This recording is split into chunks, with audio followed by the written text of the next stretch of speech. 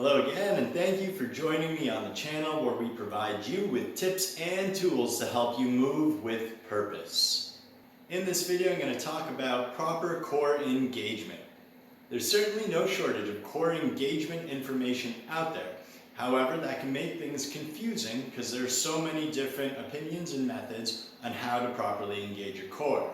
Core engagement isn't an all or nothing thing. It can be tuned to the level of activity or to the task that you are trying to achieve. To properly engage your core, you have to first understand what's happening and what you're trying to achieve when you are engaging your core.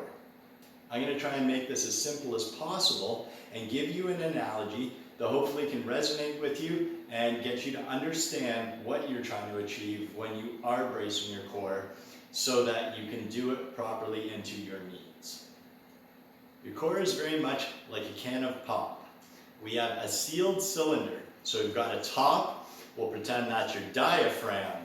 We have the bottom, which is going to be your pelvic floor. We've got this cylinder around here, which is going to be your transverse abdominis muscle.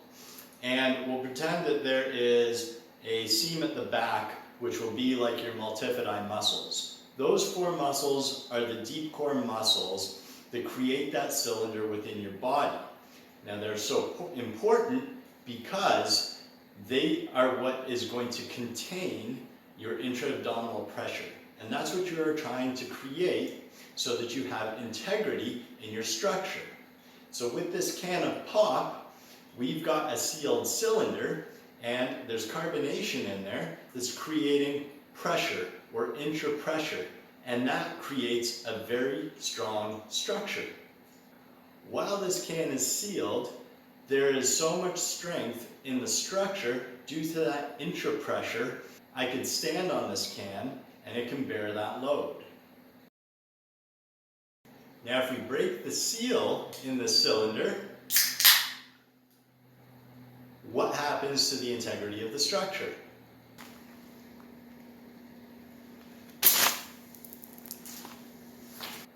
So when you are engaging or bracing your core, what you're trying to do is enhance the structural integrity of the deep core muscle, so that cylindrical canister of your midsection.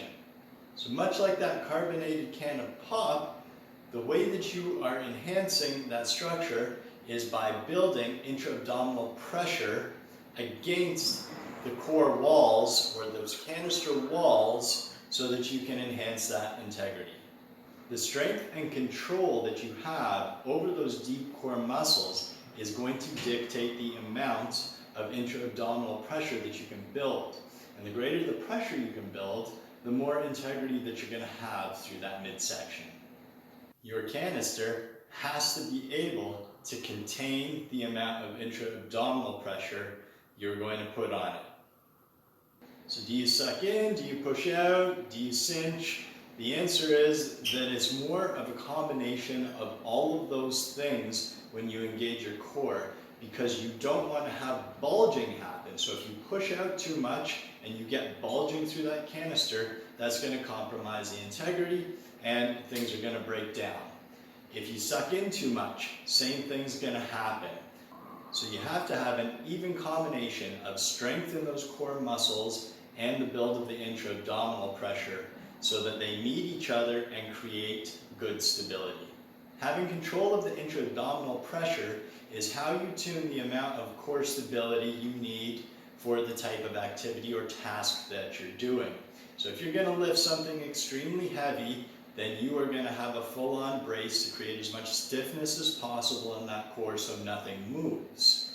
However, if you're just doing some regular daily activities, you're still going to want to be able to breathe, but you're going to want to have that stability when you're moving around. So you're going to tune the amount of activation and pressure that you have in there to keep everything stable but still mobile. How can you tell if you have good control of those deep core muscles and you can perform a proper brace? Well, one way of doing it is by taking your hands and creating C's with them and going in between your hip bones and the bottom of your rib cage, so right into that soft area. You're going to come in around the sides of your body And when your core is a little more relaxed, you're going to feel some laxicity through there. So you should be able to sink into the sides. So to see if you can get a good core brace, you're going to add a little pressure into the sides so your hands sink in a little bit. And from there, you're going to brace your core. Now, if you brace your core properly, you'll notice that there's a little bit of expansion through the sides, and there's going to be good tone that occurs around your entire hand. So we don't want to see bulging forward or backward, but you will see some expansion through the sides because those are areas that have less reinforcement muscles.